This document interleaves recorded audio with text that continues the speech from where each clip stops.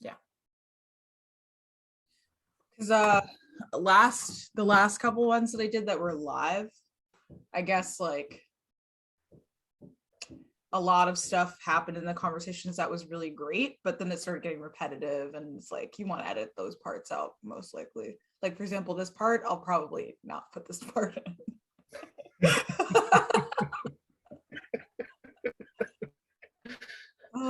Could be good. Could be good. Could be, yeah. We could.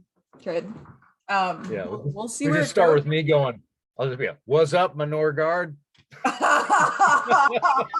Oh my god. I spent like a good 5 minutes looking at that thread, trying to stop myself from posting that. And I was like, no, it's gonna be worth it. It's gonna be worth it. Just do it. Like, it's so perfectly arbitrary. It's like it's irresistible. yeah, it's like, well, you want something to say, you could say this. Close enough. Yeah, that's, I don't know. Flash a little picture of Brandon in the corner when I say it. Right, yeah. Yeah, Brandon's totally my Norgard. Like, I met with him very briefly, like a couple of weeks ago, and because he wanted to show me the this like document spreadsheet thing that he'd made, where he's like kind of, I didn't get a chance to like really like look at it, but he was kind of just like mapping the relationship between all of these different layers of the kind of like I guess he's presenting it, or he presented it recently. It's the solutions to the meta crisis thing, I think. Yeah. And so that was interesting. Yeah, I encouraged him. We did he sent me the draft of the book he's been working on. And when I talked to him, I thought it's good, but I'm worried that you're leaning too heavy into hope and optimism here. Because the other way to go is to say the situation is fucked and let our hearts break, and then see how we adapt from that space. Then he was talking about these multiple like attitudinal responses to the meta crisis and how he might map them out. Yeah. Sounds like a good project that I don't have to do. So fantastic. Right. Yeah.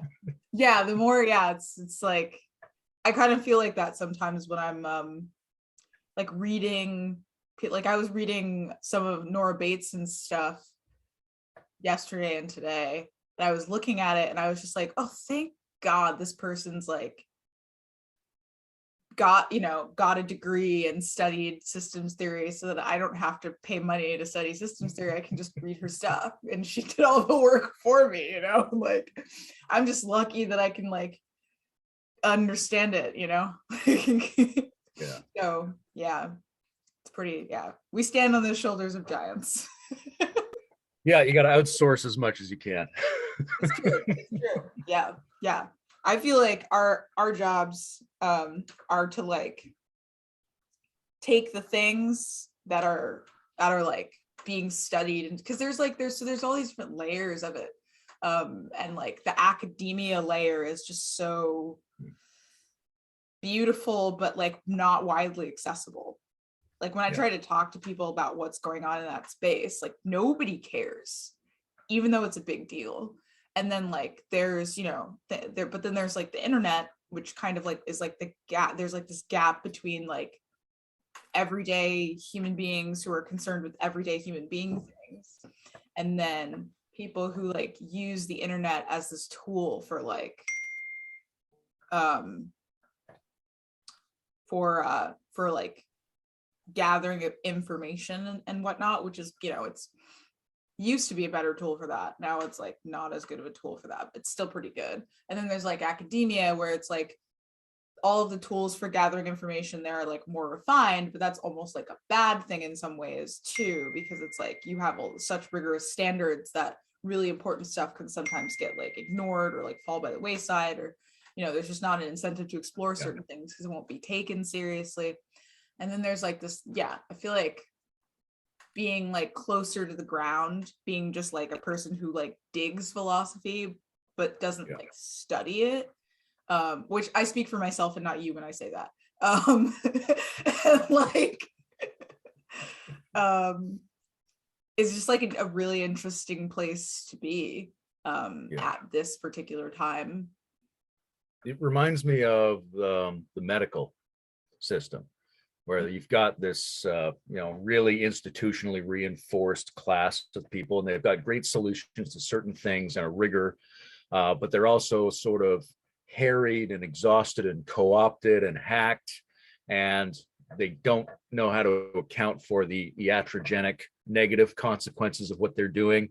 And then there's like midwives, doulas, nurses. There's a whole class of people who are closer to the ground and who understand that stuff, and in many ways do a lot of the actual healing work in the society.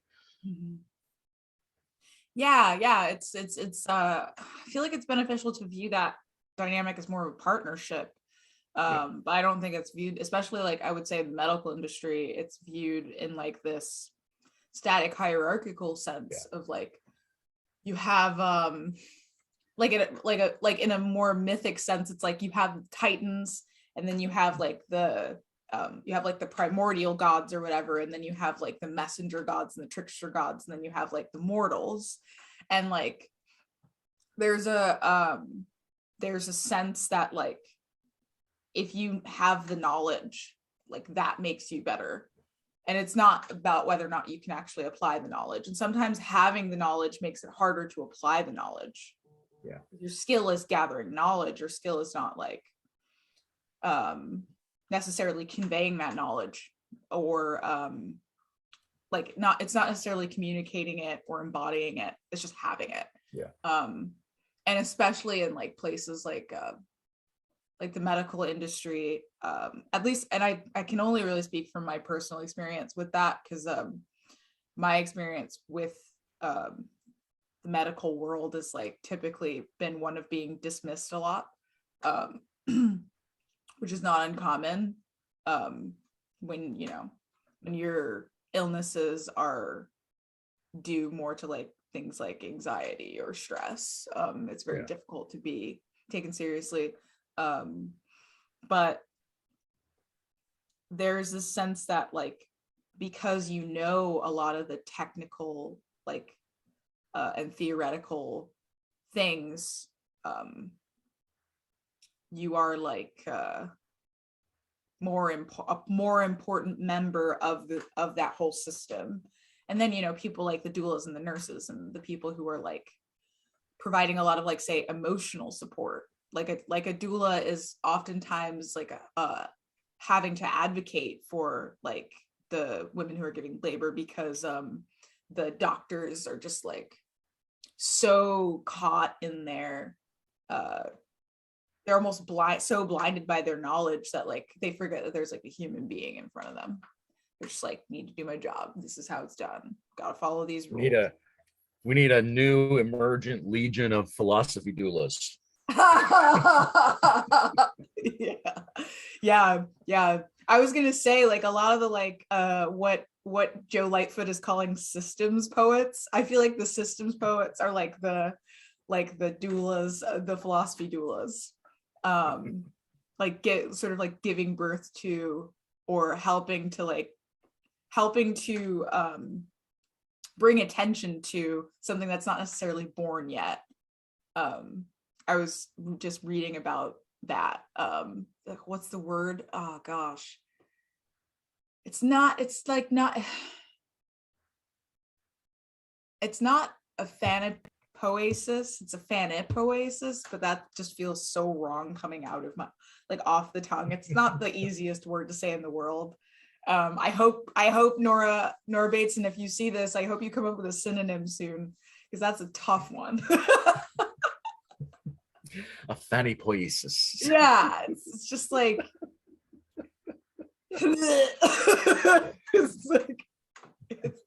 it's like, have you ever like gotten a box of chocolates and you think you're about to put a certain type of chocolate in your mouth, but it's not the type of chocolate that you thought it would be, and it in fact has like you thought it would be like a caramel or something, but it's actually a walnuts.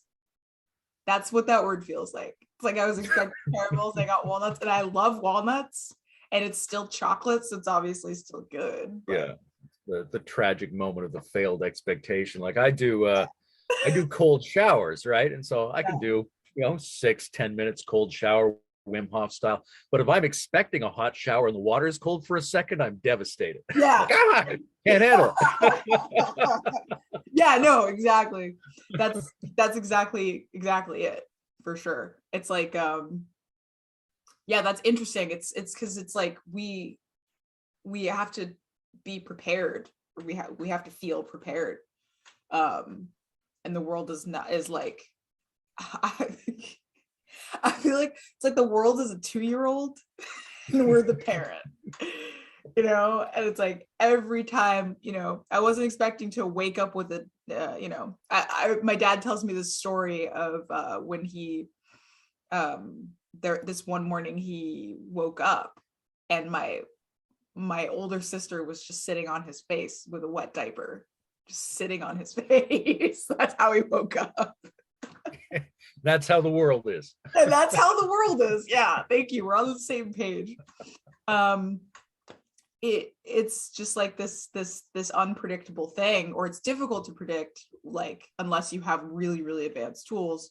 Most people have like their normal mental tools that just like habituate and come to expect these things that like we can't realistically expect. So like, I've created a pattern in my head, and then I expect the pattern to realize in reality, and then when it doesn't, I'm like, oh, I gotta briefly consider the fact that that I might die as a result of that. So it's fair that we have like this disappointment thing. We try to like go in with no expectations, and then like my automated host brain is like, oh, I could segue there from tools to chakras. Of course. We were ostensibly going to talk about the solar plexus. Yeah, perfect. Because I'd seen you discussing issues relating symbolically and subtle anatomically to the central region of the body, and that's an issue on my permanent playlist. Mm-hmm. This phrase called the solar plexus doctrine I coined years ago. We used it on the Integral Stage for a set of talks I did with Damiano Ramazzotti about money and business and empowerment in liminal web communities. And the thing that really strikes me about that region of the body is it's the set of concerns that dominates all of the news, right? If you watch what human beings are getting updated about, freedom and money and struggles for independence and status and respect and individuals in relation to community, and the agreements we have about our effect on the environment and taking a stand and violating integrity or standing for like all of those solar plexus issues, that's like 90% of every news feed. So that really intrigues me. We're really either tuned into or needing something around that cluster of issues. Yeah, it's interesting too, because I think like a lot of the like postmodernist complaints about Western society have to do with the sort of like preference towards the gut as like the center of we'll use the word intelligence here, the center of like decision making. For a lot of like the traditional American mythos is like the gut, the instinct, like that sort of like power center, right? And then like the but the post modern value system is very heart centered. It's like, so it's almost like if you're looking at the chakras, like they sort of develop from body to like transpersonal and beyond and what have you. And I think that the heart is like the first sort of like, oh, other people exist chakra. And that just before that is the solar plexus, which is the full culmination of like the self, the me, like the identity function.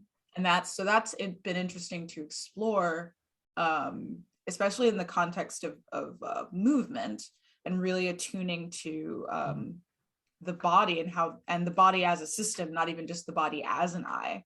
And my question for people, because I did that naval radiation workshop, and the idea behind that was to sort of explore the I as not as like a singular thing, but as a collection of things. So I'm curious what your feelings on that are. Well, I definitely lean toward a plural I. I feel very resonant with some of the, let's say, critique of the overemphasis of the belly, which is common both in the sort of conservative North American sensibility of thinking that's where your intuitive inspiration is going to come from, but also I think the Chinese overemphasis on the belly is interesting. That a lot of our notion of energy practices comes out of China, and they're not really, they don't emphasize sexuality or individual empowerment in the same way they emphasize some kind of communal naturalistic rootedness. And I think there's that's wonderful. There's obviously intelligence and important functions in the belly, but it's easy to get carried away with the belly and not notice that most of our issues are around the solar plexus. And if we use a vertical progression model of the chakras, which I don't use anymore, but if we're thinking of it that way, then it's the gateway to the heart. And if you try to just go to the heart, then you end up sensitive and non-functional. And I think a lot of people are prematurely focused on the heart in the same way other people have overemphasized the belly. And there's a really uninspected region there, which is the key region for all of our issues. And I think the key region for stabilizing and making useful our access to the other ones. Because if you can have transpersonal or heart or anything like that, if you can't anchor that in the solar plexus as an individual agent in a world with others who changes that world somehow, then you can't really bring it forth. Yeah, absolutely. Absolutely. This kind of actually reminds me of another part of the workshop where we focused on the Enneagram, which is it's divided into 3 triads, one of which is the gut triad. And so all the types in the gut triad have like different ways of connecting to instinct and like the body.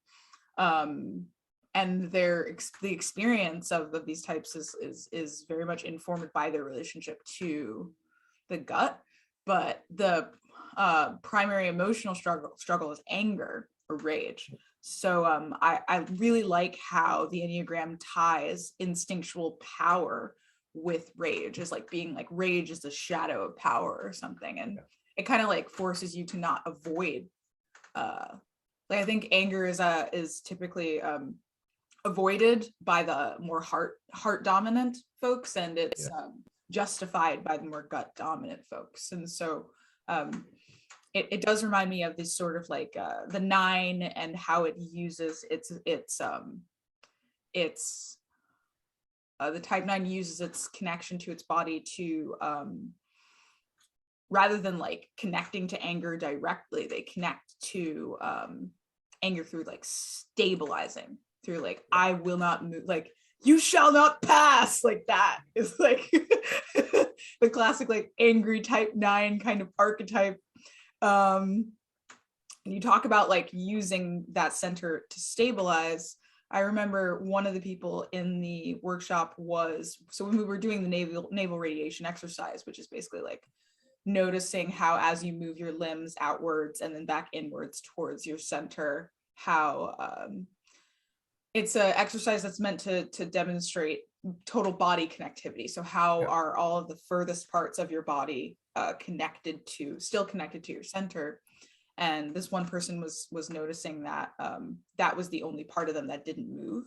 And that was like actually what gave the rest of their body the ability to move. So if we interpret that metaphorically, which of course I do, I can't not. It's like stabilizing gives us the ability to be flexible and to change, and like perhaps a lot of the conflict of like traditionalism in the context of the world now, which is changing rapidly and intensely, is that there's this desire with traditionalism or with conservatism to root down when like but not in a way that increases flexibility, in a way that increases rigidity and therefore fragility, which is the opposite of what the intention is with conservatism. At the core of that belief system or value structure is like a desire to preserve what's valuable, which is ultimately a good thing. But how do people who see value in a traditional value structure or conservative way of being sort of preserve that without negating flexibility is a question that I have that like kind of guides me. So many things I like in that. My first thought is like I don't do much with the Enneagram, but I do a lot with Gurdjieff, who sources the Enneagram, even though he didn't use it in the contemporary way. And he had an interesting way of thinking about heart, mind, and body as separate intelligences that could be integrated to make a higher self. Mm-hmm. And he didn't think heart, mind, and gut. He thought of basically like a head brain, a torso brain, and like a distributed brain organized up the spine. Mm-hmm. So when he says emotions, he means all of the responses of the organ systems in the torso, which he thinks of being integrated or normally integrated through the solar plexus. So it's like the organizing center for the different emotional brains of the heart and the lungs and the pancreas and the belly. But he also says we're not, in modern systems, we're not trained with the skills we need in order to have it perform that function. So we get interested in the heart or interested in the guts or these sorts of things because we don't have an organizing feature in the torso brain. Mm-hmm. So that's always intrigued me because that's a slightly different way of talking about heart, mind, and body than the way we normally do. Mm-hmm. I think aggression is a huge component of it. It's not the only function of that region, but I think modulating between rage and healthy aggressive capacity is a really important feature. And there's a couple ways for that to fail, which are analogous to the ways that all the chakras could fail, right? You could have exaggerated energy in a region. You could have not enough energy. It could be too brittle. It could be too open. There's all these different things it could do. I think one of the things we see socially with aggression is a bunch of people who are sort of simmering and ready to explode. And then a lot of people who pretend they have no aggression except in their upset responses to other people's aggression. Right. And you see this play out a little bit in the left-right dynamic politically, because people who inherit more of the traditional values typically are a little bit better at integrating aggression. I think because they're tuned into the skill sets that our ancestors used. There's a lot of traditional things that end up helping you get a little bit more autonomy over your own aggression. And if you grow up in a more civilized, egalitarian, urban environment, you maybe don't get those experiences. And so you have either like intermittent outbursts or this sense that you're not aggressive at all and you can't believe why everyone else is. Yeah. So somewhere there's a sweet spot in there that has to relate to the health of the solar plexus. Mm-hmm. It can kind of, I think, be a gate on some of those more unruly biological responses and help us take individual command of them. I think one of the first things I ever really thought clearly about the solar plexus was that it's like the trap door in a horror movie. You know, or like there's something in the basement and there's this trapdoor, things are like poking out. So underneath, there's this realm of the belly that you might not have disciplined. It's full of all kinds of snakes and monsters. And you've got this trapdoor that can either try to keep it down or let it come up. And you've got to use that door wisely because you have to let it come up and then process. If you just use the downward force of the aggression, you can be in a pretty good spot for a while until it explodes. And if you don't prevent anything, then you're just sort of a passive reactive participant in the world. So we have to be able to let the inchoate vital energies come bit by bit intentionally into a place where we can start to own them. I think the concept of owning, like owning my shadow, owning whatever, it's very solar plexus-y. Yeah, no, absolutely. Yeah. It's like the phrase that is like super popular in like empowerment based spiritual personal development type stuff is like claiming your power or whatever, right? And it's like, well, why do they use the term claiming? Like, why is that the metaphor? I think it's because like you realize like once you own something, you're responsible for it. Like if I go out and I buy a horse, I have to feed the fucking horse. I can't just like be like, oh, now I have a horse. Like, Yeah. I'm so cool. Look at my cool horse, guys. It's currently starving. Like, no, I have to feed the horse. I have to like groom it. I have to take care of it. It's interesting because in the tarot, so the tarot starts with card 0, the Fool, and the Fool is like, oh, like this very unassuming, innocent, like stupid person who's about to walk off of a cliff. Particularly in the Rider-Waite, it's like a young sort of androgynous person looking up at the sky while he's about to fall off a cliff, and there's this dog, and the dog is trying to like is like barking at him, like trying to warn him or whatever as he's about to fall off the cliff. And the dog and that like and also the lion in the tarot represents this sort of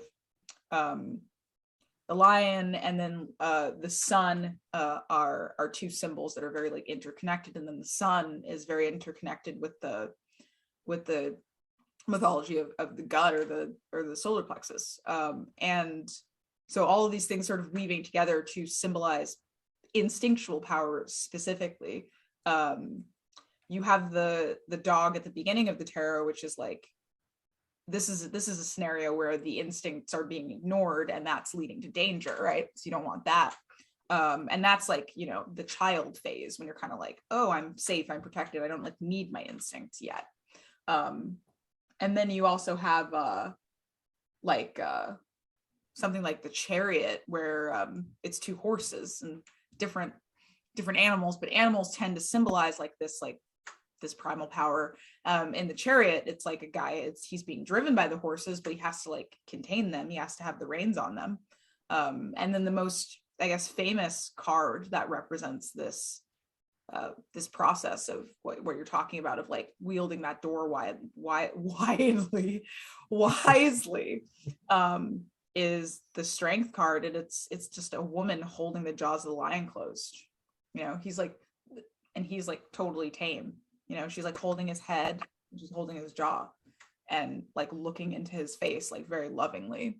And so there's this and then typically in the tarot, like a woman will represent like the heart or the body, like the maiden, you know, the maiden archetype or whatever, which is like this gentle part of us, or the heart, you know, what the heart's job like is not just meant to be activated and leading us necessarily. It's more like the heart is there to sort of regulate and temper the gut, and the gut is meant to protect the heart, and the mind is meant to observe and like take note of what's going on. And like it's not really anything that's supposed to be leading per se, I wouldn't say. And then this emergent eye that we were talking about, that is like the whole that consists of all these different parts. That's sort of like the collaboration between those three parts, I would say. That was a little bit it seems like there needs to be a strong relationship between a functional mind and a central role of the solar plexus capacities in harmonizing the other organ-like or elemental or archetypal forces. But it's got to be the right kind of balance, right? You like, so you got the classic image that's coming to my mind when you say that stuff is, you know, the maiden in the tower, then there's a knight on a horse and he's riding up to it. Yeah. It's not a great program for how to run a society, but it's an interesting image for our insides. And you think, okay, the knight has to do something that's responsible and relational with the horse and also with the maiden, with the heart and with the belly. Mm-hmm. But it can't be dominating. It's got to balance. They all have to perform their function. So whatever he's doing, which in some ways helps the mind organize the rest of the system with its insights, it has to be able to exert some kind of force, but not prevent any of the other parts of the system from not being able to perform their full task as well. Right. So there's this responsible, you know, the good knight who, you know, he's up on the horse, but he's got to care, like you were saying, he's got to care for the horse. And one of the words that comes up for me is stand. Like when you buy something, now you have to stand for it. And when you stand up for something or against something or stand with someone, These are very solar plexus issues. That's like there's a leg that goes right from the solar plexus to the ground where you make a stand of some kind, where you can Right. be an executive or executed, right? You're going to stand in front of the firing line or whatever. There's lots of different ways to stand, but they all require the same inner capacity set. Yeah, totally. Totally. And like, how do we know when we're standing in our convictions in a way that's just like not serving, you know? That can be hard. It can be hard to tell. I think that's sort of like the conflict. Like, I don't even know if we are even still experiencing a culture wars thing anymore, because I'm not immersed in that world anymore, but it just got boring, you know. But the whole deal with that, like the sort of like feedback loop that happens where people just like refuse to change their minds specifically because someone is trying to force them to. It's because like there's something there that seeks to be preserved, as I said earlier, with like traditionalism. Like, how do you know that what you're standing for is worth standing for, and how do you know that it's actually being threatened? Like, how do you know? This goes into the whole like embodiment culture, kind of like being like, oh, I trust my body, and like my body's responses are always right. And I think that's a little bit of the conflict that emerges there with that. Like, oh, things are changing in society, like gender is flexible now, like what do you mean, you know? Like that's to that person, they're seeing it as like a threat to the survival of humanity, because we rely on sexual reproduction. So it's like, are you, I guess like my question isn't necessarily like how do you know, but it's like, how do you engage with that? Like, how do you engage with someone like that, fully knowing that what they're seeking to preserve is actually beneficial to humanity, and they believe that? And how do you encourage them to stand in a way where like their, you know, sphincter isn't as tight? maybe you're standing and your glutes are too tight, and you're, you know, it's just too much. Yeah, it's intriguing because I think there's like an organic and a pathological version of the uncertainty. Like organically, we don't know. You're never going to know whether you're making the right stand 100%. And in some ways, you got to not only open and have strong chakras, you have to educate them individually, right? And the solar plexus is going to be educated by making stands that when you look back, you go, well, maybe I didn't need to make that stand. It might have been foolish, but I might have got a richer, wiser solar plexus by going through the whole procedure of making a stand. So I think that's normal, and we're never going to get away from that. But at the same time, if you can't make any stand, or if you're compulsively standing, or your solar plexus feels like a fist in the middle of your body that you're always trying to punch every issue with, then we can say there's probably some inflammation there, right? Some exaggerated response pattern. And that person, in order to deal with that in ourselves or with someone else, I think the first thing is to acknowledge and value that capacity, right? Even if you think, well, this person's an idiot, that's a completely unnecessary stand. They don't even know what they're saying. But I can still respect them for making a stand, right? And if I see that capacity being used and I value that capacity, then I can relate to them from that framework. And that allows them to take a little bit of the pressure off, because they don't, in addition to making the stand, they don't have to defend the principle of making a stand. I already agree with that one. We can relax it a little bit, and then we can work together on whether that's a good stand or not. But because I've agreed with their basic commitment already. Yeah, that makes sense. So like you're effectively getting them to recognize that you see what they stand for beyond how they're standing for it or their response to it. Because like, so with in like more biological terms, like when we're looking at the solar plexus chakra, it's like it's like a mythic or an energetic version of the celiac plexus, sort of like little cluster of nerves that regulates, you know, your adrenal glands and your digestion and all of these things, that which it's interesting because like the mythos of digestion is like, can you take something in, synthesize it, and in order to digest, you need to I think your parasympathetic needs to be active, or no, yeah, it's parasympathetic. It needs to be active, so you'd be relaxed in order to digest something. So like change, like in order to digest change without having like an inflammatory response, requires a feeling of safety. And you're kind of talking about creating that by meeting the person in the, you know, in the values layer of their response, and then from there working with them to sort of like collaborate on a solution that works best for everyone, that's not combative. That doesn't have to be a culture war. That could be like a cultural, like a multicultural collaborative experience. I think for me, the phrase that goes really well with this energetic metaphorical reaching is collaborative autonomy, right? So you want to stand for something and also be open, and you're not asking the other person to stop making a stand completely and switch over entirely to the parasympathetic nervous system and just be totally open. He's right. Like, I get that you're going to make a stand. I want you to relax it a little. We're looking for a sweet spot between relaxation and sturdiness. Yeah. But there's something, you've got to do both to be mutual, right? Like to touch is to be touched.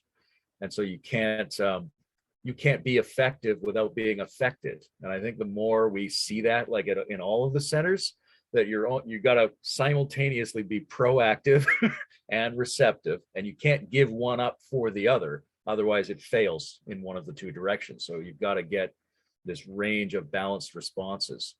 And I think a lot of our subconscious anxieties around situations at any of the centers is around our unwillingness to engage the interactive intensity that's involved in understanding you're going to try to have an effect and you're going to be affected and changed by the other. Yeah. So like, we have that image in mind, I think it gets easier to work with all of these things. Yeah. I think that a lot of the advice that I got growing up, being like a really easily affected, sort of sensitive person, I adapt to my environment, not always in a healthy way, but you know, I become like what I'm around, and I've always been like that. And a lot of the advice I got growing up was kind of shitty. It was like, don't be affected by it. Just don't be affected by it.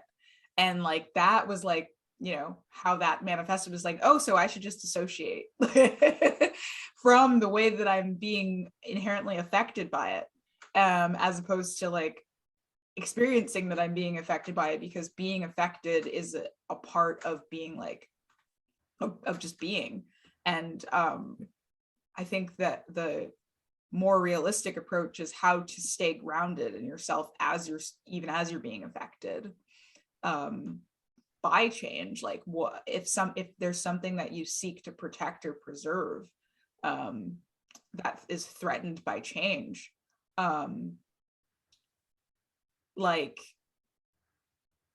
do you really need it, I guess, is like the first question. Like, do we really need to enforce certain gendered roles on people, or can we recognize that if these are natural emergent qualities in people, there are naturally emergent qualities in people that are based on their gender or their biology, why enforce them, like, in the first place, you know?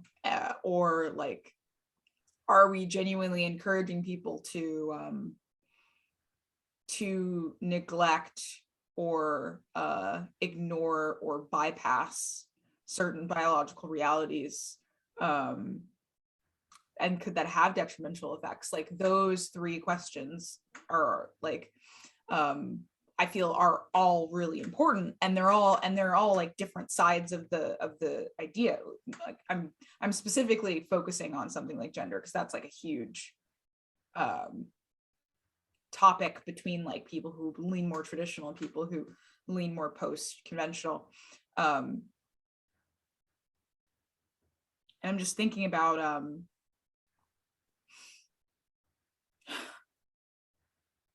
well, I'll leave it there. I'll open it to you and see Okay, what comes out of that. yeah, it's a very strange thing when people want to say that something's real and natural, but then they want to enforce it on top of that, right? Right. In addition to being a man, you also have to play the role of a man that we've pre-decided on. Okay, that's interesting. It might have some legitimacy in certain domains of culture where we need uniformity of role playing to survive at a certain historical and technological way. Okay, but there's also a lot of unnecessary top-down manipulation that comes out of everybody else's anxiety and uncertainty relative to their solar plexus, right? And if you don't feel secure here, then you're always trying to get security by imposing something or hoping that some great imposer will impose it on everyone. Mm-hmm. And the role of the dual role of the dictator and the rebel are both images of the solar plexus. The rebel is a very important one because they stand for an awakening of individual potency relative to the group. And the belly is both our animal vital life, but it's also the life of the clan, the way I think about it. And you have to wake from the clan into the solar plexus. I wrote an article years ago called Granny is a Rapist. And it was about this idea that, like when you watch sometimes, like Granny gets to hug this kid, whether the kid clearly is struggling to get away or not. You're like, if these were adults and it was sexual, this would not be a good situation, right? But they're acting like this kid's body doesn't belong to the kid. They don't have ownership. The ownership of the body belongs to the tribe, right? So anybody who's an elder in the tribe gets to do whatever they want to your body. And even if you're attacked, you go, well, you were attacked by one of our star football players. It's not like you were attacked by somebody from a rival village. Yeah. Of course, they don't own your body, but your family owns your body or your community owns your body or something, right? So that notion of ownership has to do with like partly who owned it before you got ownership of yourself, right? There's this sort of ancient primordial community ownership, which I think is common in the animal world and is common throughout most of human history. And only in kind of privileged conditions do you have the opportunity to go, actually, I'll be looking after the integrity of this one myself. Thank you. I'm going to try to operate from that platform. Yeah. I think that's very pertinent when it comes to gender and sexuality issues. Yeah, no, that's really well said. And I have so many different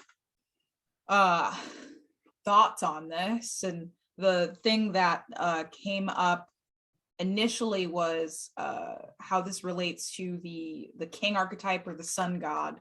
And I eventually wanted to talk about the sun god with you, and how that relates to the solar plexus on a more individual basis. But this idea of like your body not really belonging to you until a certain point reminds me of Henriquez's idea of like you have to learn how to become a person.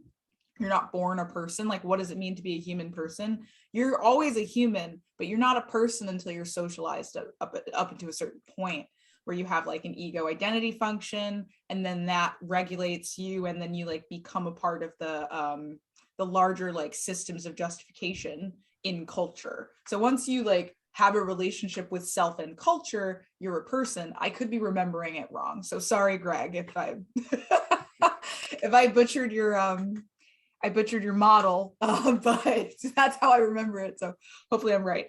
But this idea of your body not really belonging to you, it really reminds me of like, we're going there, I guess. So a common experience people have on psychedelics, right, is that they feel like they can read their friend's mind, right? They feel like their friend in them, or just like they're like, you have like a thing.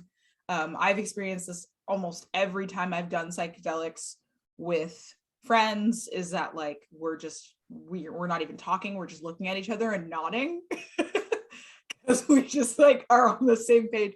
And it's funny because like we're both experiencing that, but there's no way to verify that we're actually, we might just both be thinking that we're on the same page and we're not, but because we're both affirming that we're on the same page, nobody questions it. And so that's why it's tricky to truly say what's going on in that scenario. But that experience is very interesting because it kind of points to like group psychedelic experiences and the ego dissolution that comes with that. Part of why that can be dangerous and culty is because it reinforces this sense of like we're a body, like you have a body, but it's almost like, does a cell in your body like have a concept of being a separate cell? When you're in a group, you have a mild concept of being a separate self, but you also have like the sense of merging, and you have to balance that. And that's like the the like heart gut communication interaction thing that goes on internally, reflected externally in your relationships. If you're fully immersed in the culture, and that's reinforced, and your sense of self is routinely degraded intentionally and strategically, that's a problem. But if your sense of self is like enforced and like, I think individualism is just as dangerous as a cult in a lot of ways, because it encourages killing the self that is only experienced through connection with other people, which is like this thing that we consider to be like ego death that we experience in when we take psychedelics is I'm not really sure if ego death is what that really is, even though it's what we call it. My experience of it is more like a awakening of a self that is like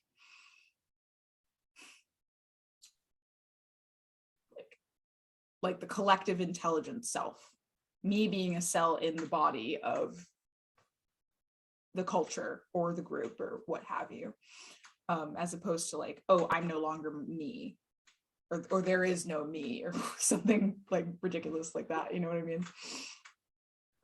There's certain states where you can't get a better form of description than ego death or loss of the self. But I don't think it's a great general description for the process that I see as a kind of mutual bootstrapping.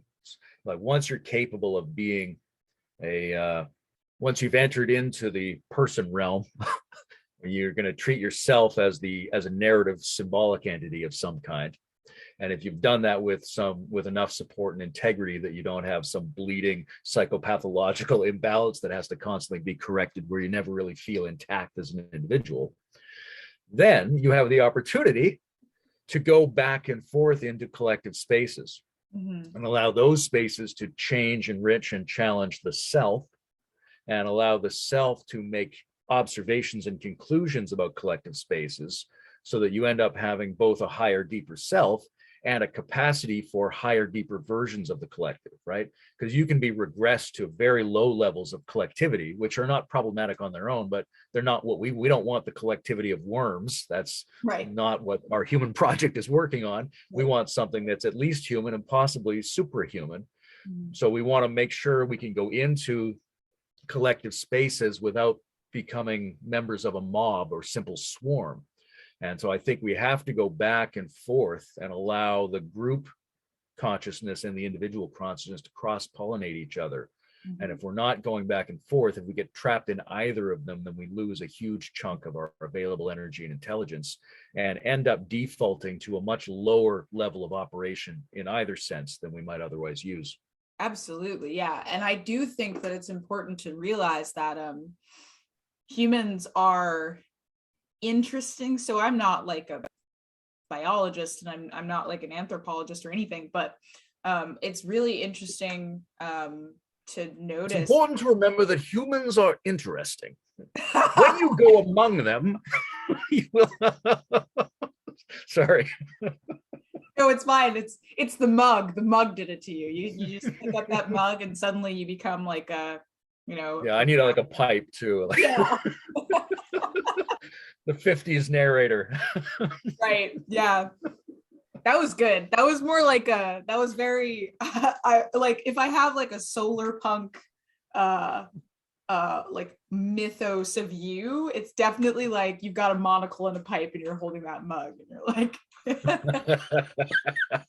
yeah, and you've just got a collection of elephants. Like there's an entire, you have like a study, and then like you have a shelf dedicated to elephants, which my mom incidentally, growing up in the house that I was growing up in, she had like a one shelf on our bookshelf dedicated to just her collection of ceramic elephants.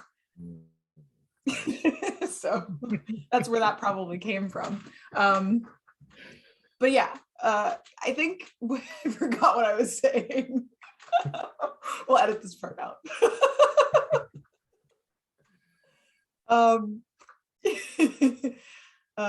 You're delightful. I really enjoyed talking to you.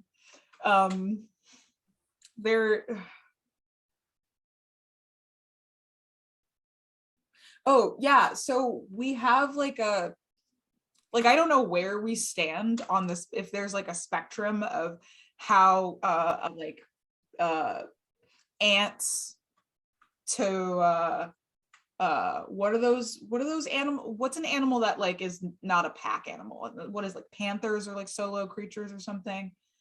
Yeah, tigers I think are pretty independent. Yeah, so you have like animals that like are in swarms, right? And then you have like animals that are like completely solo, like they abandon their young and everything, like that kind of thing, right? And humans are like somewhere between that. And I don't know where we fall. I want to say we're directly in the middle, but I have like no research to back this up, you know, which is why I prefaced with I'm not an anthropologist. Because it's like people will fight to the death to like claim that we are collectivist by nature. But there's obviously this part of us. And I know I was just saying that individualism is like, can be, you know, dangerous, and I stand by that. But there's a part of us that needs like the experience of separation, the experience of solitude, of aloneness, of like, because we're deeply contemplative. We're deeply contemplative creatures, and that requires, I think, distance from, it requires separation, it requires, you know, withdrawal. I'll use the term withdrawal. Like we know that enmeshment can get it's not healthy. We've seen the effects of enmeshment on people, and we've also seen the effects of excessive solitude on people. So like where do we fall? Where do we stand? Yeah, it's difficult to know whether what we're used to as a society is a healthy example of a society or not. And you go, well, it's like, are the kind of people we're used to seeing good examples of people or not? Because that will make a difference when I try to decide where we are in the grand scheme. And one of the questions that's really open is how healthy is our basic domestic and educational process? Because it seems like there's two big risks when it comes to developing the solar plexus capacity of being like a healthy, permeable, a collaborative, autonomous individual. Mm-hmm. Right. So one thing is you can get your individuality pushed down, which either works by breaking it and degrading it, or forces you to be a counter force of fighting on behalf of your individuality. And then you get this weird, excessive, locked down individuality. Mm. Or the other side of it, if I can remember what the hell I was going to say about that, is that we teach people a kind of ethos where your individuality is already perfect and intact and no one can interfere and you're wonderful and you're sort of solipsistically sealed into this thing, right? We had this self-esteem movement in the latter half of the 20th century, which was a great concept. But it turns out that while you don't want to degrade people by giving them a bunch of negative feedback all the time if they're kids, you also don't want to secure their total access to positive feedback all the time either. Those are both crippling. Yeah. And so it's not like one of the problems, especially in a contemporary culture, is an ideology of individualism, which is layered on top of the natural development of the individual. right? I think we know now from growth mindset and things like that, that the way you get real self-esteem is also the way you get humility. It's by trying to do things you're not good at and trying to work with others who are going to challenge you. Yeah. Those give you enormous individual confidence and enormous permeability and receptivity to others. And if we're not using that as our normal education and raising program, then you get one of those two other weird effects, the suppressed reactionary individual or the isolated, idealized individual. And both of those look like cripples to me. Right. Yeah, well said. I want to ask you some questions about the solar plexus and how it relates to creativity, because typically if we're going to go if we're going to look at it from like the yogic perspective, the sacral energy center is typically the one that gets attributed to creativity. It's also like the center of like our emotional and sexual nature. So yeah, that from that perspective, that would be the one, right? But you could see it from a place of, okay, how does that interact with and then lead to the manifestation of the solar plexus. You can also think of it as like as how it relates to the sun, and how the sun then relates to these it typically symbolizes a creative impulse, because you have the sun, and then this bridges into the sun god sort of mythology of the sun god is typically very virile, very sexual, very like interactive and creative, and is often like the gem of the gods. Like that's the god that is worshipped the most and the most fully, and even the other gods worship that god, So yeah, what are your thoughts on this? Yeah, creativity is a really interesting topic to think about in connection with the solar plexus. And I think there is something very, there's a kingliness or a chieftainness or a matriarchness to this function, right? The dragon is in the cave full of treasure, but you're hoping that the prophesized monarch will take their right position. Right. And they're going to be sitting at the top of the temple or the pyramid or whatever it is, and they're going to be like unto the sun. They're going to be solar plexus. Mm-hmm. And I think that's important for organizing and getting things done, right? And insofar as the artist has to be in command of their tools, has to be able to will a production, to decide on something, like not just to be inspired and be creative, but to choose one of their inspirations and commit to fulfilling it and change the world by causing that new configuration to come into being. Those are very commanding capacities, right? They're individual strength of will capacities. And some artists do that more than others. I think we see a lot of artists who seem like they're on the edge of fragmentation. They don't really know how they're pulling it off. And we see some artists who stand out in the cultural mind, like say a Picasso. He's not just making art, he's Picasso. He's branded his individuality, which is a very powerful solar plexus move, right? He's the king of his own experience and the master of his artistry, not just artistic, but able to organize and mobilize our art according to a direction that we've chosen and a risk we're willing to take. Mm-hmm. Yeah, no, I love that. I like the final piece there is alluding to art and bravery and the courage it takes to actually put oneself out there. I like your mention of causality there too, and branded individuality is a good way of putting it. In regards to Picasso or anyone that's like whose name we recall even after several hundred years as an artist, is like the sun rises, every morning, and that's like there's a permanence to it. Even though there's a cyclical nature to it, there is a permanence. It's like we just expect it to rise. We're like, oh, there's the sun again, like duh, that's where it goes, that's what happens. Duh, Picasso, like he's an artist, like don't you even know, how do you not know who that is, that kind of thing. There's this perpetual like imminence that and then when you're like as an artist, if you have an artistic practice or whatever, there's this constant sort of pull in towards the self. There's this constant self-reflexivity that takes place with that process. There's a critical self-reflexivity, but then there's also like a self-reflective, almost self-worshipful. Like artists typically have like a bad reputation for being self-obsessed or being like divas or something like that. And it's like, yeah, like I absolutely am that. And like everyone else I know that's an artist is also kind of like that. And like, it's fine. It's a part of the, like, being creative is self-worshipful, I think, innately. And yeah, I'm starting to see a lot of parallels between the sun as an archetype and worship and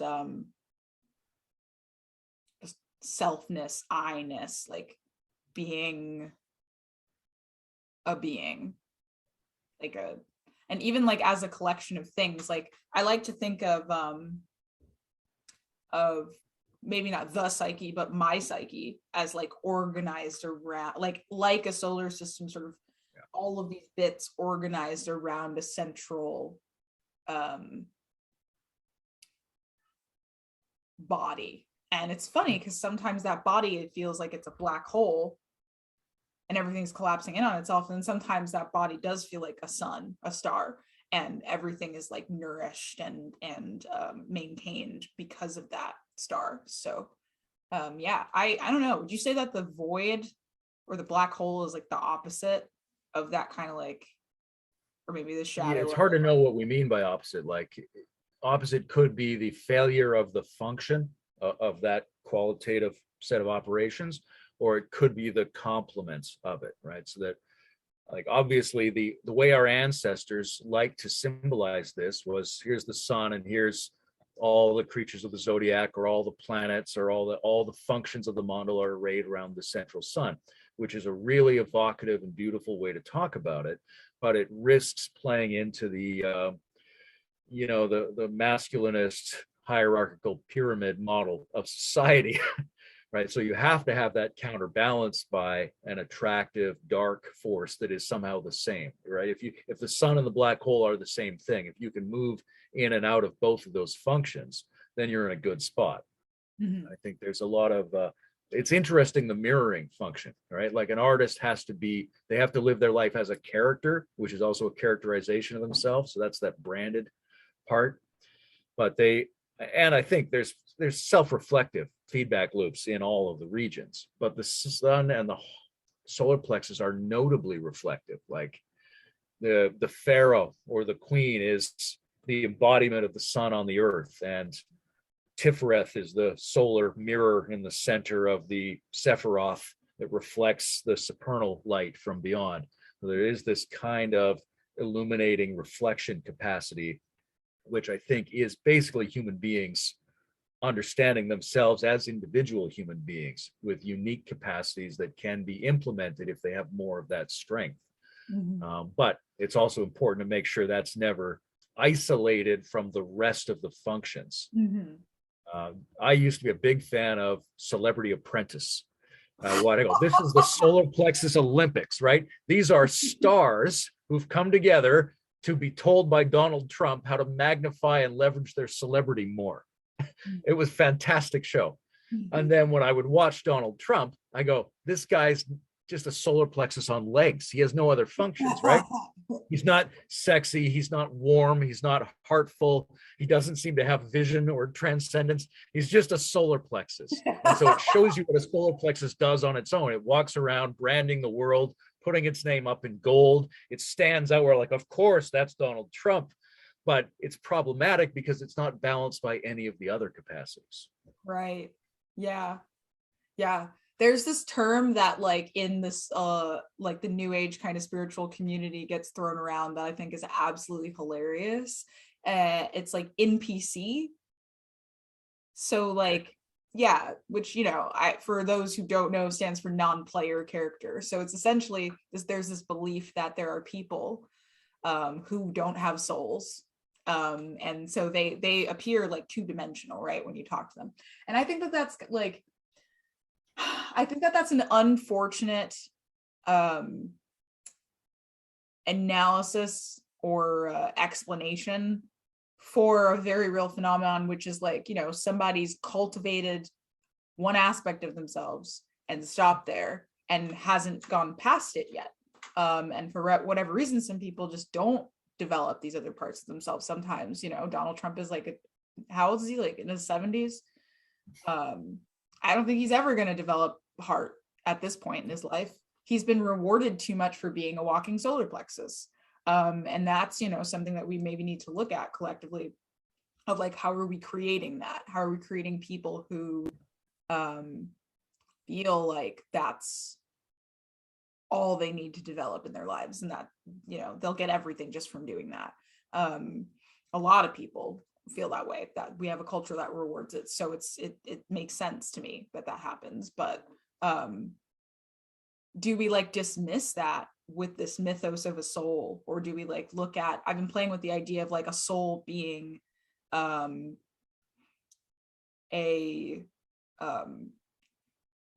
of the parts of you, psychically, psychologically, what have you, coming together. Like it's the hive. Like if you were a hive, that would be your soul, if that makes sense, just to put it briefly. But yeah, like that's very Gurdjieffian, who I mentioned earlier, the source point for the Enneagram, because his idea is that most people are not born with souls. They're born with like the seed or the potential for a soul. Right. But you only get to really have a soul through a lot of work that you undertake in your lifetime. And that work is to bring your different subjective functions into a higher degree of integration, so that some additional force is manifest. And then you really have a soul, and you could maybe live beyond, whether we mean that literally or symbolically, but you're full. You have what we would, you know, he's really got soul. Or oh, okay. He doesn't just have a soul, he's got soul. He's becoming souled. There's this but the danger there is that the wrong people use that as a mental program for dismissing the value of people in general. Right? That the people who feel weak in their solar plexus and are always trying to make up for that by affirming strength, right? You know, Dwight Schrute from The Office is like that kind of person who always thinks they should be the commander because they feel a deficit in the solar plexus that they try to act beyond. And as part of the story that helps them do that, everybody else is worthless. There's most people are non-player characters, and we maybe could torture them, dismiss them, liquidate them, subordinate them. So we have to have a way of saying there's something valuable about what we mean by the soul that not everybody has, that we don't have as much of as we would like, that we want to work on and commit ourselves to, but in a way that doesn't devalue the basic worth of human beings in general. Right. Yeah, because you have a basic worth, and like people, it's difficult to conceptualize of the idea that you can have a basic worth and that you can also cultivate your worth. And your basic worth is not something that can really like have like it's not a quantitative thing. It's just like a thing. And because it's difficult to really define or compare, like the intrinsic worth, you can't really explain why it's there. It's just there. It's just like a mutual respect for life that I think is, when you have that, then you start to see that kind of like worth that can't be labeled or named. But then you can also cultivate that. And then you can get into this place where you're like, yeah, in certain contexts, X is more valuable than Y because of what they can do and how they've cultivated their worth. They started out with the same worth, but then you put them in a specific scenario, and one person's cultivated that worth, the other person hasn't. Well, you're going to have a preference for who you want to be interacting with or who you want to lead the show there. And like, we confuse the two. We think that the intrinsic worth is the same as the cultivated worth. And then it becomes a slippery slope of like, you're dismissing human value in general. And that's not necessarily true. But yeah, the NPC thing is just, it's just like this really strange way of dismissing people's ability to cultivate. and it's assuming that we came into, it's like spiritual ego thing where it's like assuming that we come into life being a person, knowing what we're doing. I think that we have like a very gentle sense, like as we start to become more aware of the fact that we're like a living being separate from our mother, we start to get a general sense of like knowing, and there's like something that guides us towards things. I That's ineffable to me. That's not something that can be even described with a term like soul. I don't think that's even what it is. It's almost like too simple. But yeah, I think it's lazy to like just be like, oh, those people don't have souls. They can't be, there's nothing you can do about that. Instead of encouraging like, or creating a social structure that incentivizes development of one's intrinsic worth.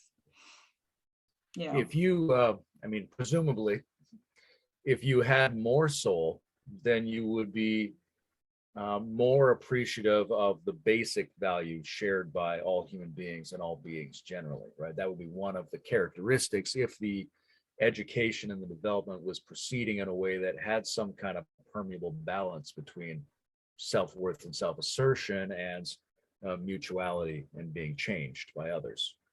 That seems to be the natural thing. When you look at how organisms are, both of those things should be developing together. And if they were developing together, then like we see a Dalai Lama or something like that, we think, well, maybe he is a greater person in some sense. And that's partly because of his greater value of other people, even if they aren't great in the way that he's great. If that makes any sense.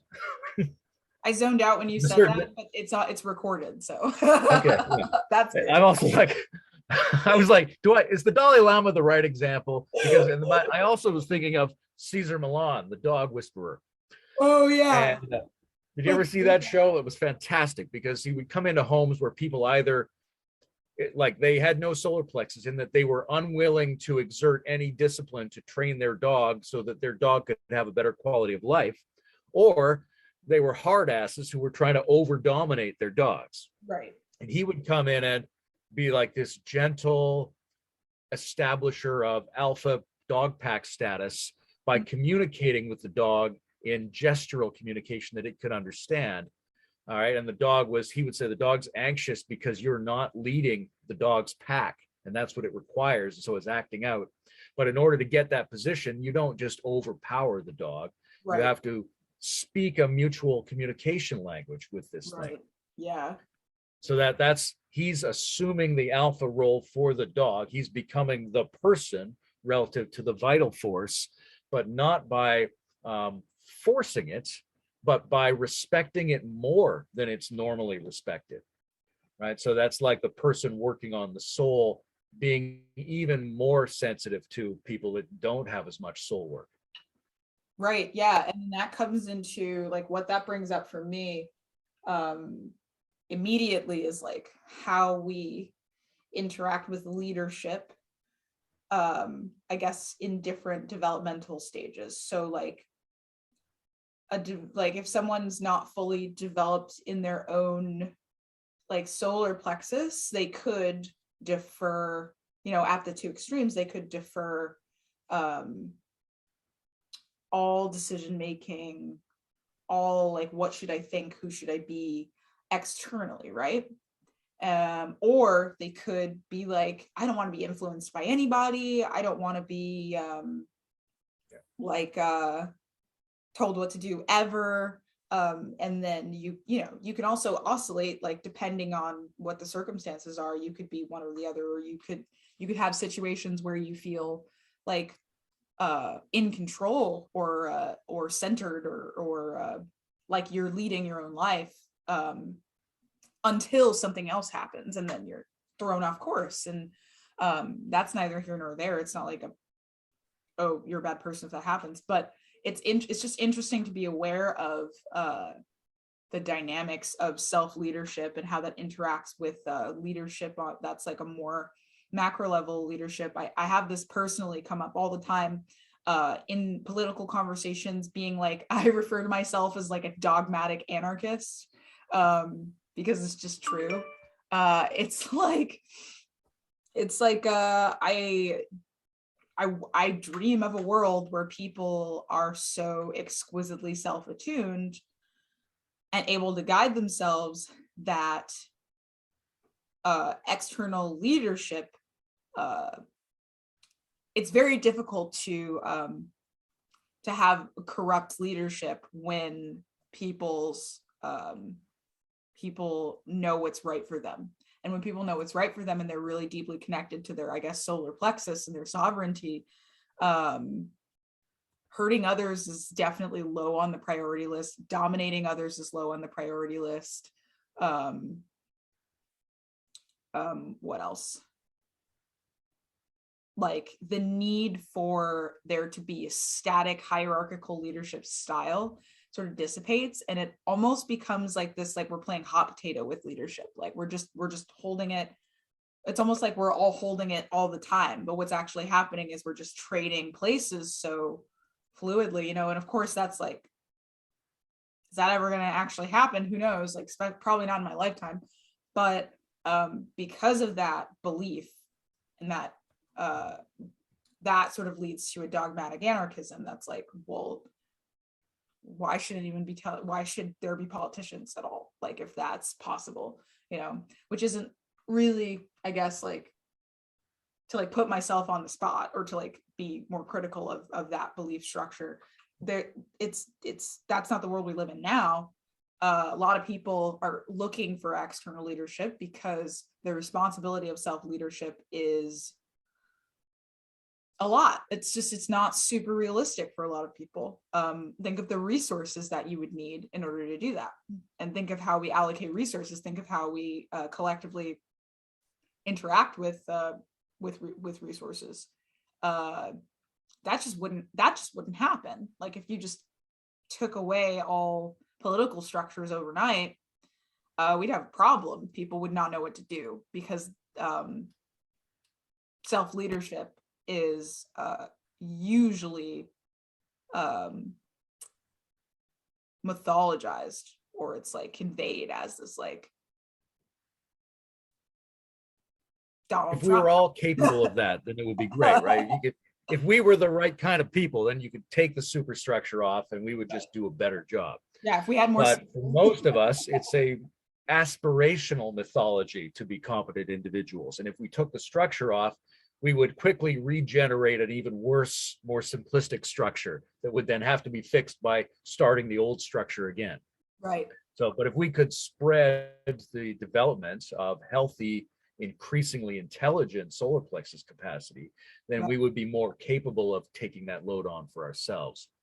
And when you do see people, there is a tendency, like you were saying, of people to outsource their own individual decision-making and sovereignty to someone else, which can be very dangerous, but it also can be a learning procedure for them, because sometimes we need to see something templated. Sometimes we need to practice taking orders to become a person who's capable of giving ourselves orders. But that's got to be handled very carefully. And that has to be within the context of an open discussion about where people are too reactive from all authority with others and where they're way too submissive to any kind of authority. Mm-hmm. And I think when we imagine the great pyramid hierarchy of the world, it's easy to feel into the anxiety that exists in that system, that there's a huge concern that the control and the solar plexus functions are not really operating. And that if we don't keep everything locked down properly, it will be exposed that we never really had the individual authority we pretended to have. So if we could get that authority more, we could take a lot of that anxiety off and adapt to some new, much richer form of collaborative interaction as a society. But it depends on everybody being better at these skills, right? In terms of the solar plexus, to be healthier, to have more flow, to not be either empty or reactive or too assertive there, and to understand that there's self and other in that system. And I think a little bit about, it's like yang doesn't lead yin exactly. Like that's a mistaken approach, right? They have slightly different functions, but it's not this idea where the masculine version is going to turn the others into the feminine version, and then it's going to give the orders and they're going to obey, because that's nothing like how men and women interact or how minds and bodies interact, which is much more back and forth and complex. I think there's a tendency to miss the fact there's whole ranges of signaling involved. Like you could say, well, I want someone to lead me in this regard, but I don't just want them to lead me. I actually want them to pick up on a subtle indication I'm making and then lead me in the direction that I've already indicated I wish to be led in. And then we can have a nice dance going. And it might look from the outside that they're leading, but as soon as they think they're actually in charge, then it's no longer functioning. Mm-hmm. So there's a sophistication and an interactivity and an organic quality to this capacity that if we could put that at the center of our educational efforts, then people, I think, could make a lot more progress than they have done historically. Yeah. One of my favorite people that I've met on the internet, who's like become like one of my closest friends, is Hannah Taylor. And her thing of like leadership is that like there's really just following. And leadership just is when you're really good at following. Like you're so good at following that you're now leading. That's what it is. You just get killer at not leading, and that's how you become a leader.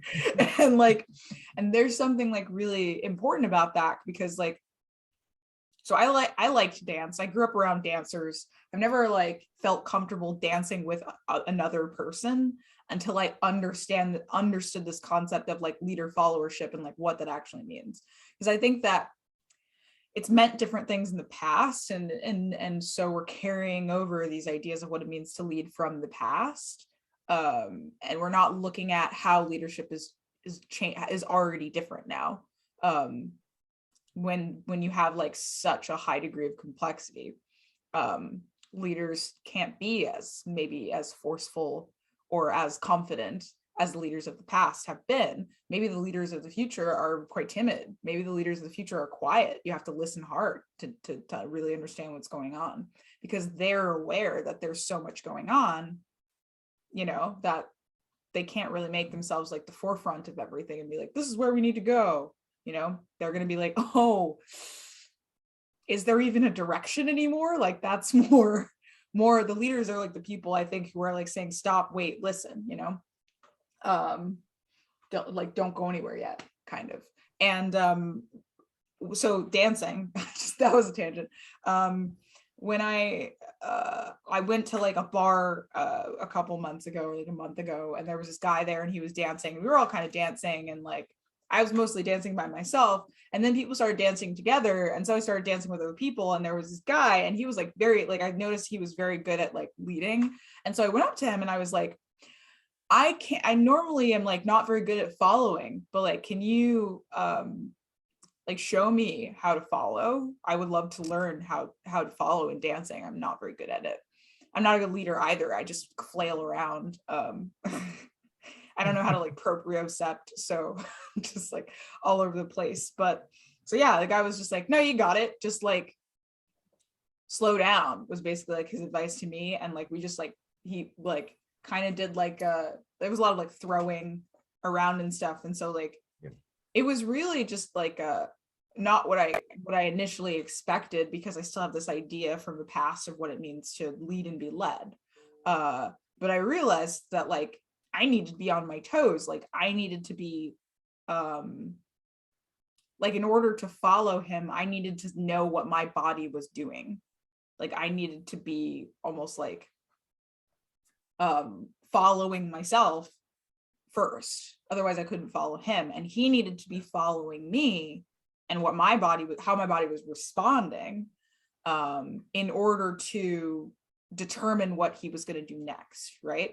And so it was like, I was helping him determine what he was going to do. And then he was helping me determine what I was going to do. It was really this interactive, like, egalitarian experience that I didn't expect to have, because of the mythology of like, oh, the man's leading and the woman's following, and all of this, like, this idea of what that actually means. But then you like actually experience it, and like, yes, I am a woman, and yes, he was a man, but like, if it wouldn't have been like that, the experience would have been really only slightly different. Like the essence of the experience would have been the same. Whoever is leading is following whoever is following, and whoever is following is also leading. The traditional notion of leading and following is for me, it's exaggerated. It's too absolutistic, right? It's really, there's an in-between gradient, and that in-between gradient then is fractally distributed to all layers of the process. Yeah. Now, there are people who have expertise in something, or have an ability to stand with their own authenticity in certain ways that are impressive and useful, right? And there's no reason they shouldn't be doing that. But at the same time, we have to be much more aware of the relational adaptive function of the interaction that we refer to as leadership. And I'm intrigued that fellow said, slow down a little, because that's an interesting piece. Because I think of, because I grew up on the coast, you watch birds circling and wondering if they can land on a piece of wood that's floating, right? Because if you land on it and it's not going to be stable, it's going to go under the water, then you're kind of screwed. So you have to trust. It has to be a little simpler, a little slower, right? Like watching a magician move, doing those Tai Chi hand moves on stage. He's gonna lead your attention in the magical act in Vegas or wherever he's doing it, because it's been slowed down, it's been a little bit simplified so that the other person or people can get on board and use that to coordinate their own action, right? So there's an offer of a coordinating feature that comes in leadership, but it's not 0% leadership on the follower, 100% leadership on the leader. Yeah. It's more like the leader's adding 5%, or they've just slowed it down a little. They're not doing this like we were talking about earlier. You're a man, and then you got to play a man on top of that. Yeah. Right. There's the leadership function, and then there's the role of the leader, which gets added on top, which is unnecessary and often disastrous. Right. Yeah. If you're already doing the thing, like, you don't need to then play the thing. Yeah. Which actually I really like so this, I guess, will be the final thing. Maybe I think this is a good place to end it. We got about an hour and a half of stuff and maybe 45 minutes. So this will be good. Not maybe 45 minutes, hour and a half, maybe like an hour and 15 minutes. But so there's this little bit about playing a role, and I want to talk about the solar plexus in that realm, because you have the final correspondence I'll make in terms of the sun and the mythology of the sun is the astrological sign of Leo, right, which is ruled by the sun. And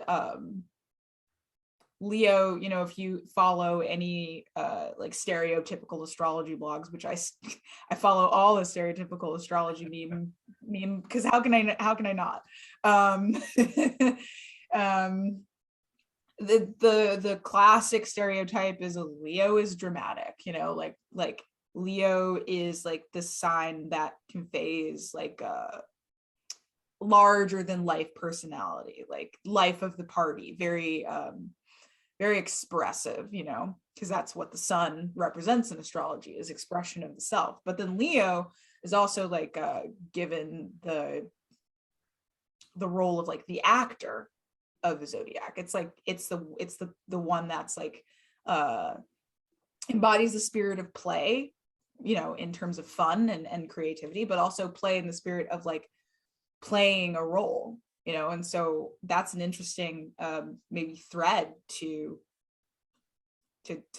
create between the solar plexus and performativity and authenticity, and how those concepts interact. So I think that's quite true. I think the performer is a solar plexus agent, because they're an individual standing in relation there. It's the personal interpersonal connection. And also it's usually a financial one. We haven't touched on money much, but money's a very solar plexus-y issue here. But I think, in my mind, I think of the stand-up comedian, because stand-up comedians have this mutual confession they share with each other about how hard it is and how weird it is to spend years getting up in front of people and failing and taking abuse before they become a competent stand-up comedian. And that ability to be up there is not a one-sided lion's roar projection. It's also, I'm an easy target, right? I'm going to take the hit, throw it at me. I'm going to take it. And if I keep taking it for a while, if I keep receiving the hit in my solar plexus, then I start to more authentically occupy that space of the performer.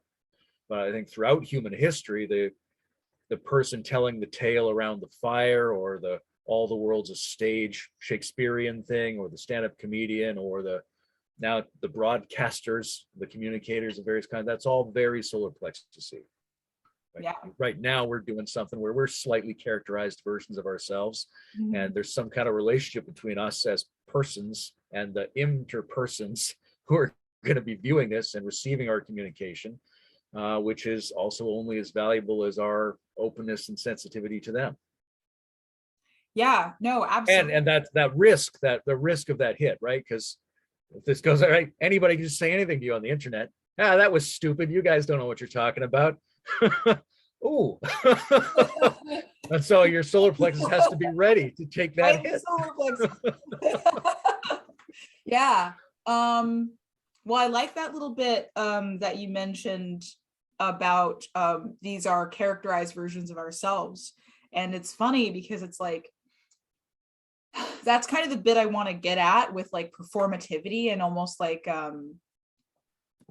reclaiming performativity rather than critiquing performativity, or solely critiquing performativity. Like, we can critique performativity, but also like understanding the value of it, because it's like, I am here like trying to convey as much of myself as possible in a short amount of time to people who have never met me in person before, and also like interact with you and try to encourage, like, my intention is to encourage you to be able to express what it is that you want to express, that you feel is valuable in these tiny moments that we have together. And like, how much like who are the people who know you the best? The people who've been exposed to you in multiple contexts over an extended period of time. When you don't have that with someone, you have to perform. You have to synthesize yourself into this tiny bit of information that's going to distort the totality of your being. It's just inevitable. And so it's like, well, how can I do that in the best way possible? Like, how can I do that in the way that's going to serve the intention that I have, which is like broaden people's minds and engage, like help them engage themselves more creatively, or self-reflect in like a new way, you know? So like, do we really need to combat performativity? Is performativity like even in opposition to authenticity, or does performativity depend on authenticity, is my question. Before you answer, I'm gonna run to the bathroom. Okay. Sorry. All right.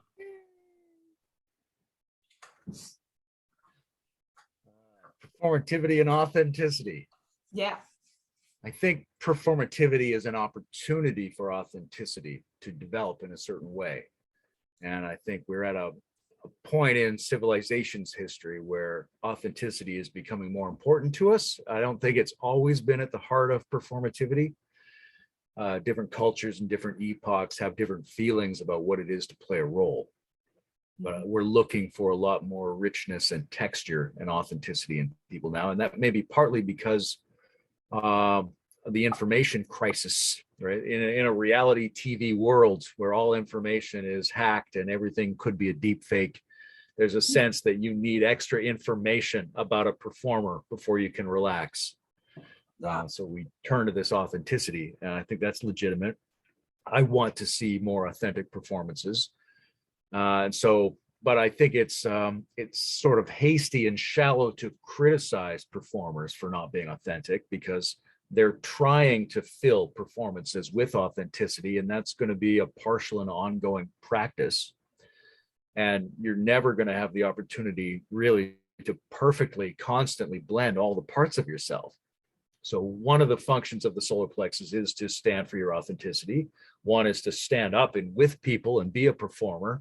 And one is to, I think, manage the different contexts of the self, right? That there's nobody's going to get to know all of your sides equally. And that's appropriate. You're playing different ways with different people at different times. And if they see you on the camera and they go, that's not the you I'm used to, why are you so fake on your podcast?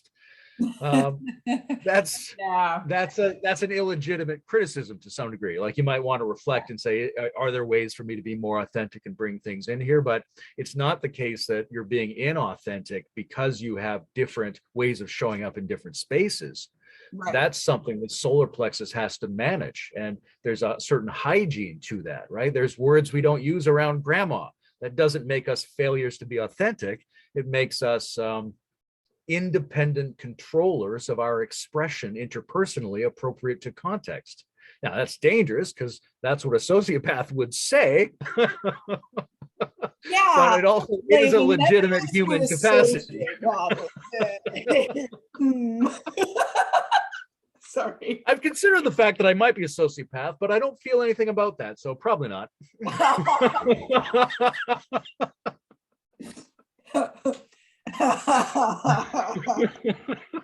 Uh-oh. Okay. Like, there's that in there, by the way. That's not good. He should, yeah.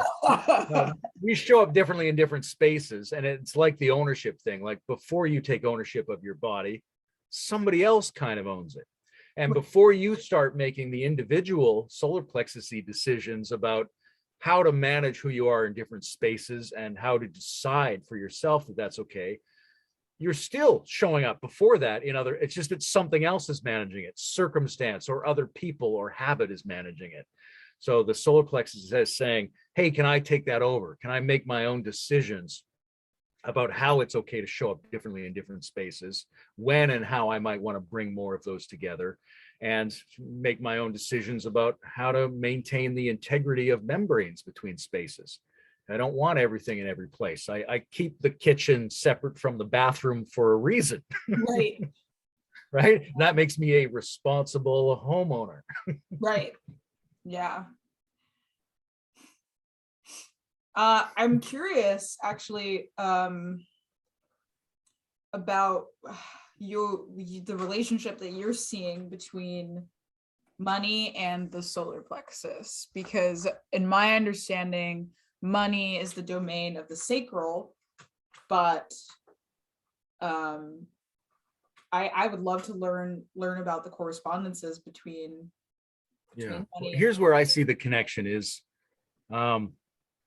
the solar plexus has to do with your individual impact on the world and other people and environments, and on transactions you make with other people relative to your personal impact.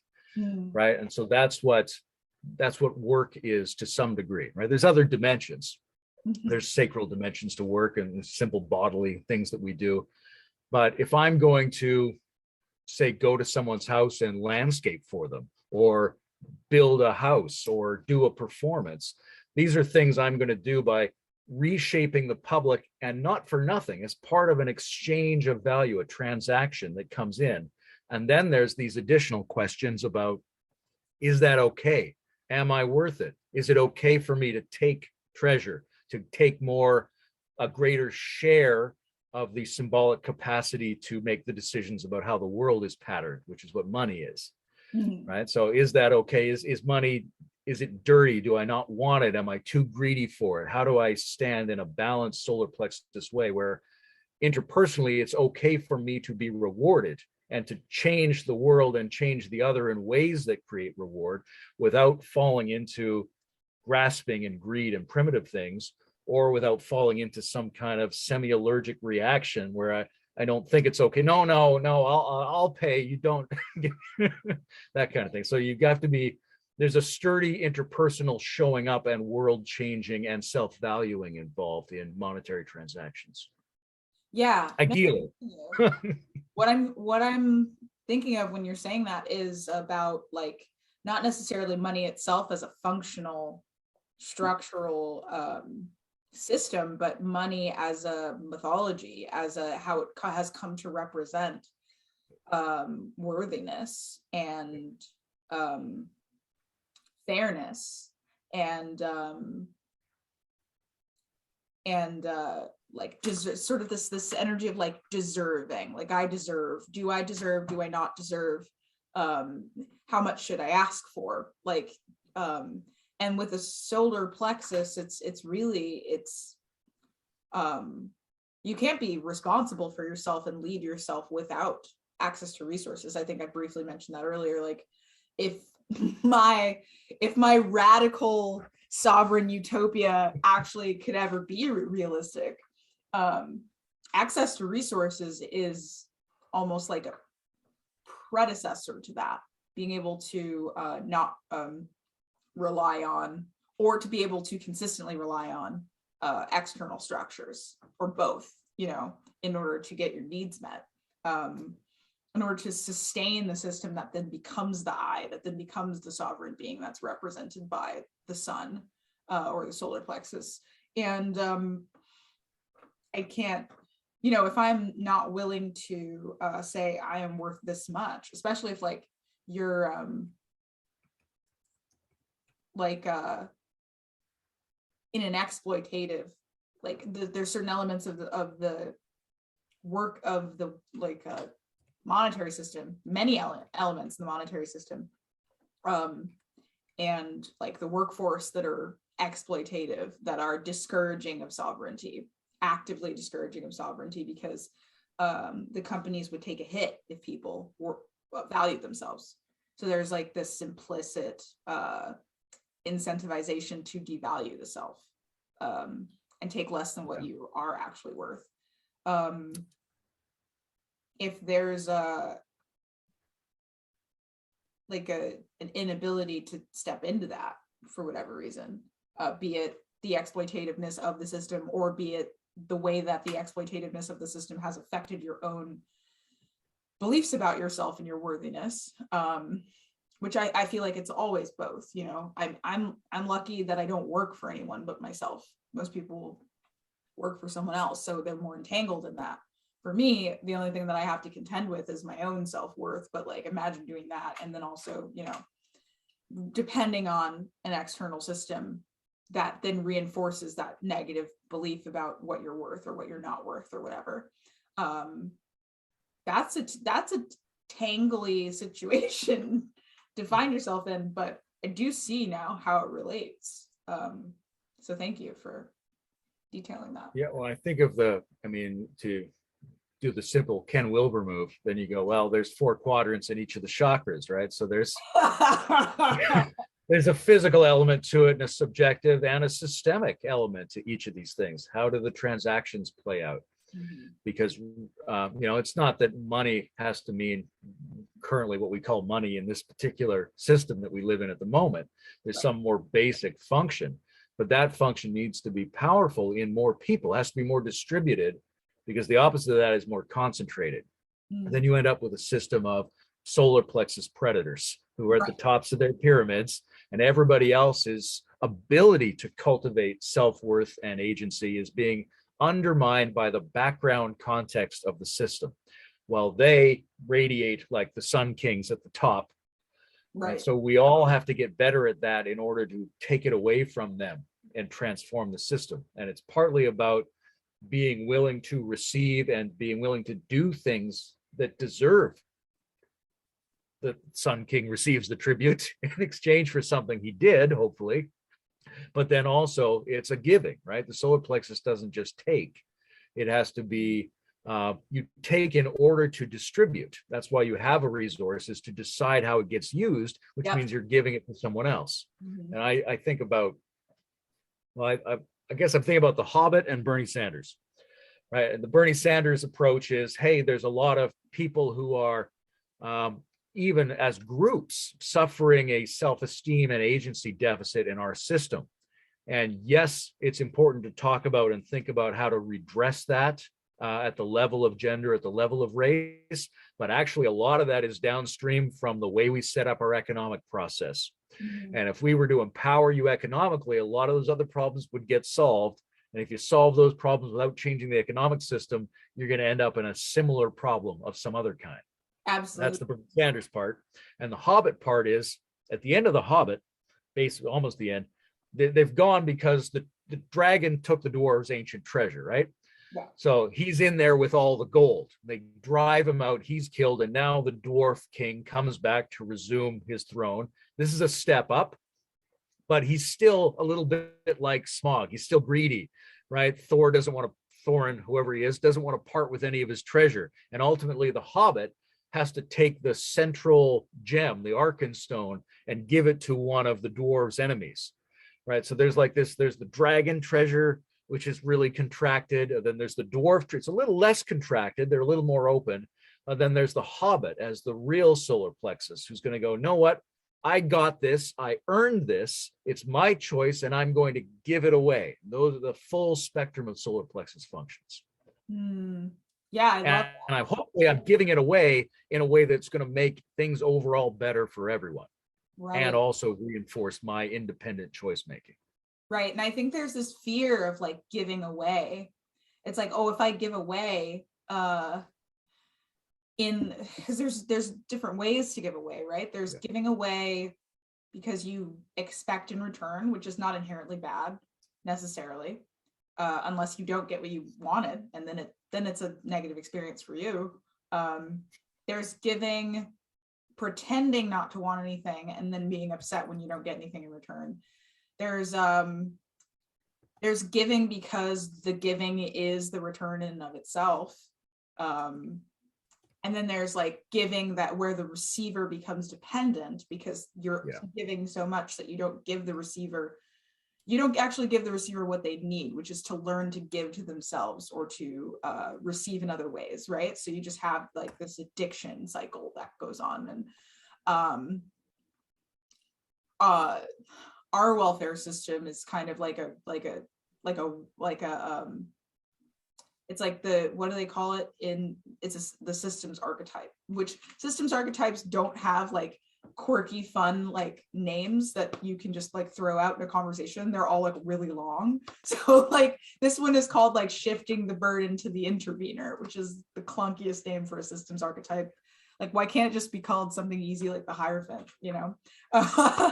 But it's like the more you give, the more an external system gives to a different system, that system becomes dependent on this other system, and it actually ends up weakening and destabilizing the system that's receiving.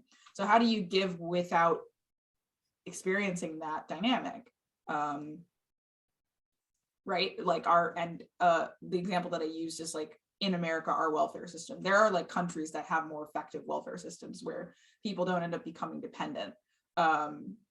That's actually like a disservice in the sense that it takes away the opportunity for sovereignty that people have. And this sounds like a conservative viewpoint, but it's actually not, because you can have a welfare system still, but have people be less dependent on it, just by designing it better. I don't have, specific ideas on how to do this, but I know it's possible because there are other countries that do it.